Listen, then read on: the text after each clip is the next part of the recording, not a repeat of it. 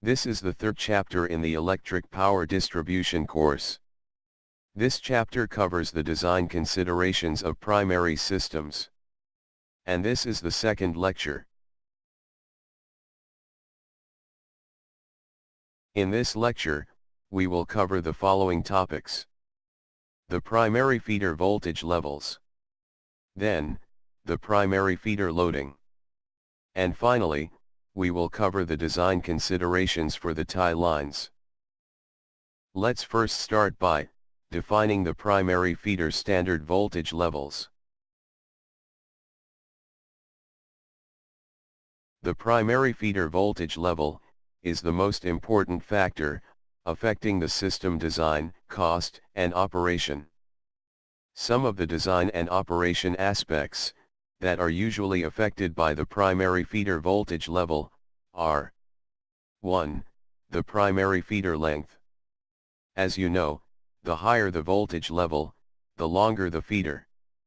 Because, for the same transferred power, the current is smaller, hence, the voltage drop is less. 2. The primary feeder loading. Indeed, when we increase the voltage level, we can transport more current and power in the feeder. 3. The number of distribution substations.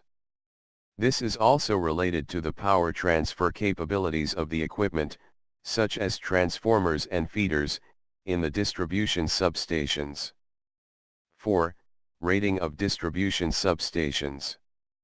Same thing here. The higher the voltage, the higher the rating. 5. Number of sub-transmission lines. This is also related to the power transfer, and the current limit in the feeder conductors. 6. Number of customers affected by a specific power outage.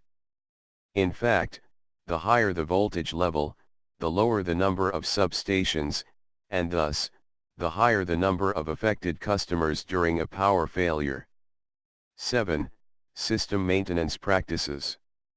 In fact, maintenance operation and procedures depend on the voltage level. For some voltage levels, maintenance can be carried out when the system is energized, while for high voltage levels, and for safety reasons, maintenance should be performed on de-energized system. 8. The extent of tree trimming. This concerns the overhead lines that are close to trees. The higher the voltage level of the lines, the higher the risk of short circuit with nearby tree branches. So, frequent tree trimming is necessary when high voltage overhead lines are close by. 9. Joint use of utility poles.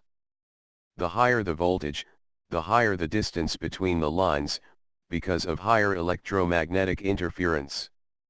So, it might not be possible to have two or more power lines on the same pole, or jointly use the same pole for power and communication networks. 10. Type of pole line design and construction. And 11. Appearance of the pole line. There are additional factors affecting the decisions for primary feeder voltage level selection, such as load projection, power loss, equipment availability costs, adjacent substation and feeder voltages, company policies, sub-transmission voltage, feeder lengths, and voltage drop.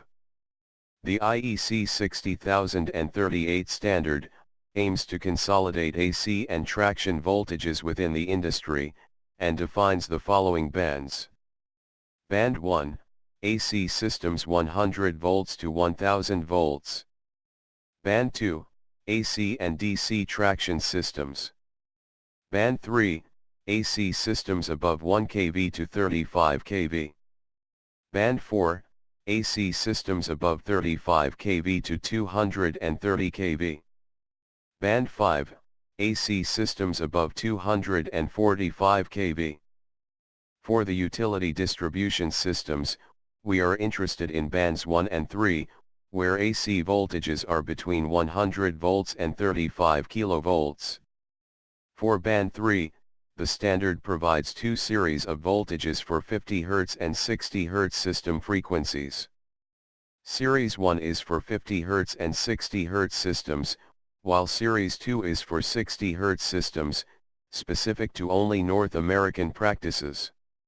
For instance, in Qatar, Series 1 and first column of normal system voltages are adopted. So, we have voltages of 3.3 kV, 6.6 kV, 11 kV, 22 kV, and 33 kV. These systems are generally three-wire systems, and the values indicated are line voltages or voltages between phases.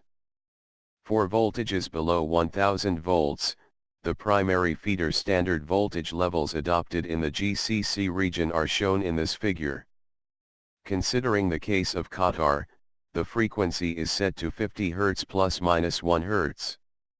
The low voltages are 415 volts, line voltages, or 240 volts, phase voltages, for the domestic, commercial, and industrial applications. However, for industrial applications, 11 kV line voltages are also adopted. There are also different types of wiring connections as shown in this figure. Those adopted in Qatar are the three-phase star connection, with 4-wire earthed neutral, and the single phase with 2-wire earthed neutral.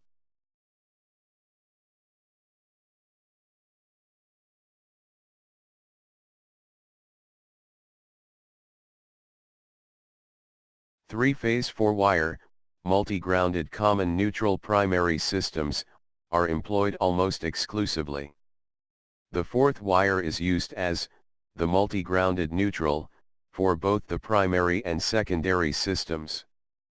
The most common primary distribution voltage in use in Qatar is 11 kV. However, some distribution systems may use more than one primary voltage.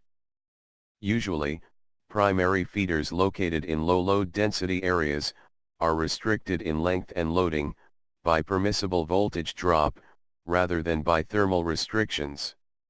Whereas, primary feeders located in high load density areas may be restricted by thermal limitations of the equipment, more than the voltage drop. This is because the loads are close to each other and the primary feeders are relatively short. In general, for a given percent voltage drop, the feeder length and loading are direct functions of the feeder voltage level. This relationship is known as the voltage square rule. For example, if the feeder voltage is doubled, for the same percent voltage drop, it can supply the same power for 4 times the distance. However, in general, the feeder with the increased length normally feeds more load. Therefore, the advantage obtained by the new and higher voltage level, through the voltage square factor, that is equal to the square of the ratio of the new voltage level over the old voltage level. This advantage has to be allocated between the growth in load and in distance. In other words, it is a compromise between the growth in distance and in load. Furthermore, the same percent voltage drop will always result provided that the following relationship exists: distance ratio times load ratio equals voltage square factor. In this relationship, the distance ratio equals the new distance over the old distance, and the load ratio equals the new feeder loading over the old feeder loading. The voltage square factor is the square of the ratio of the new voltage over the old one. Illustration of the voltage square rule and the feeder distance coverage principle as a function of feeder voltage level and a single load is given in next slides. Let us first consider a base case of one feeder supplying one load, where the line to neutral voltage equals 1 per unit. The line current is 1 per unit, and the line impedance is also 1 per unit. Therefore, and accordingly, the voltage drop across the total length of the feeder, that is current times impedance divided by the voltage, is also equal to 1 per unit. Now, if we consider the case where we maintain the same kVA load, but we multiply the load distance by the voltage square factor, that is, the square of the ratio of new voltage V2 over old voltage V1. And if we consider that, the new voltage is the double of the old voltage, then the new current is half the old one, since we maintain the same kVA load. Then, in this case, the square voltage factor will equal 4. Now, since the load ratio equals 1, that is for same kVA load, then the distance ratio must equal 4, in order to satisfy the previous relationship. In this case, since the new distance is 4 times the old distance, then, the new feeder impedance is also 4 times the old feeder impedance. Therefore, the new voltage drop is the same as the old one, that is 1 per unit. Now, let's consider the case where the load is doubled, and also the voltage is doubled. In this case, the new voltage is doubled, while the current remains the same, because the kVA load is doubled. Then, the square voltage factor is 4. Which leads to double distance ratio. Therefore, the feeder impedance is also doubled, that is 2 per unit. And the voltage drop is therefore kept the same at 1 per unit. So, through these two cases, we demonstrated the application of the relation, voltage square factor equals distance ratio times load ratio.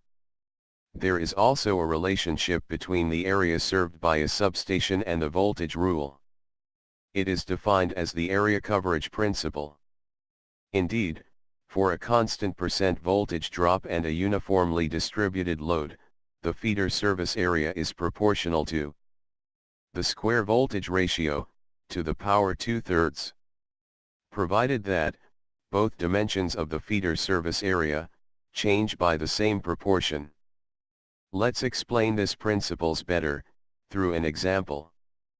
We consider the base case shown in this figure, where the voltage at the substation is 1 per unit and the feeder is uniformly feeding a certain load area of 1 per unit. So, in the base case, we have a voltage drop of 1 per unit, in area served of 1 per unit and a total load of 1 per unit. If the new feeder voltage level is increased to twice the previous voltage level, we should find the new load, and area, that can be served with the same % voltage drop. Considering in the first case, only linear load expansion. And in the second case, we have equal load expansion in both directions. In the first case, we know that the voltage is doubled, and that there is a linear expansion of the load, which means that the load and the length of the feeder increase proportionally. Then, considering the square voltage factor, that is 4 in this case, we can deduce that the length and the load must be both doubled, in order to satisfy the voltage square factor relationship. So, we can write that, the distance ratio equals the load ratio equals 2. Since, the distance ratio is 2, then the feeder impedance is 2, and thus the voltage drop remains the same. So, in this first case of linear load expansion, if we double the voltage, we can serve a double area with a double load, for the same unity voltage drop. We can also deliver 4 times the load when we keep the same feeder length, or increase the feeder length 4 times and deliver the same power. Now, for the second case, where there is an equal load expansion in both directions, we shall apply the area coverage principle, where the feeder service area is proportional to the voltage square factor to the power 2/3. That is 2 power 2 and power 2/3, or 2.52 per unit. Therefore, the new load and area, that can be served with the same % voltage drop, are 2.52 times the original load and area. So, based on this example, we can conclude this lecture by saying that, the voltage level affects both the feeder distance or area served, and the load, in different manners, which depend on the load distribution. To determine this effect, we can use the voltage square factor relationship or the area coverage principle, depending on which one is applicable. We are done with the analysis of the primary feeder standard voltage levels. Now, let's move to the primary feeder loading. The primary feeder loading is defined as the loading of a feeder during peak load conditions, measured at the substation. Some of the factors affecting the design loading of a feeder are the followings: the density of the feeder load, the nature of the feeder load, the growth rate of the feeder load, the reserve capacity requirements for emergency, the service continuity requirements, the service reliability requirements, the quality of service, the primary feeder voltage level, the type and cost of construction, the location and capacity of the distribution substation, and the voltage regulation requirements. There are additional factors affecting the decisions for feeder routing, number of feeders, and feeder conductor size selection. The most important factors, which affect the primary feeder routing, are physical barriers, voltage drops, development patterns, total cost, feeder type, future load growth, and load density. On the other hand, the most important factors, which affect the number of primary feeders, are load density, feeder length, feeder limitations, future load growth, voltage drop, conductor size, substation capacity, and primary voltage levels. For the conductor size selection, the most important factors are voltage drop, transformer rating, conductor rating, total cost, power losses, load growth rate, and load forecast. So, all the previously mentioned factors affect the design of the primary feeder, and can be considered as major design constraints. Now, let's see what are the basic design consideration for tie lines.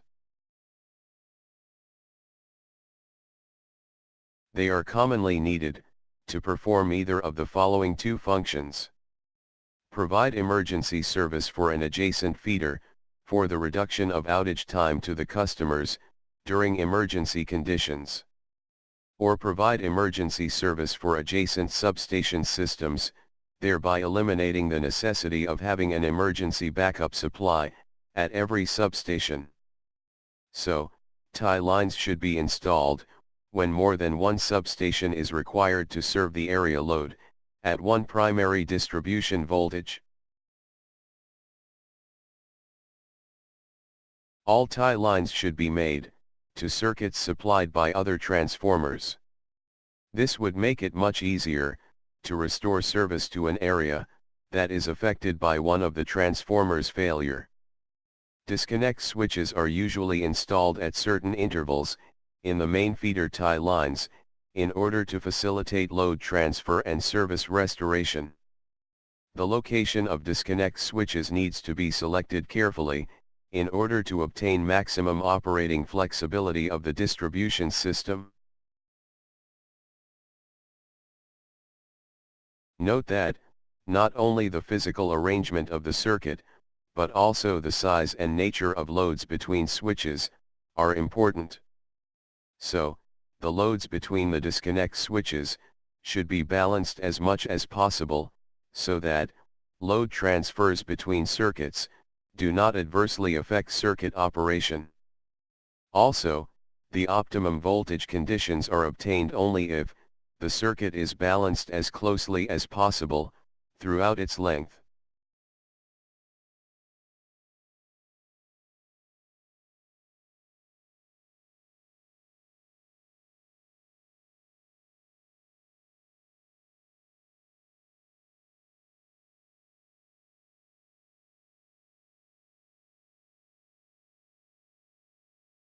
How can you make a circuit with 3 switches that can control the same lamp?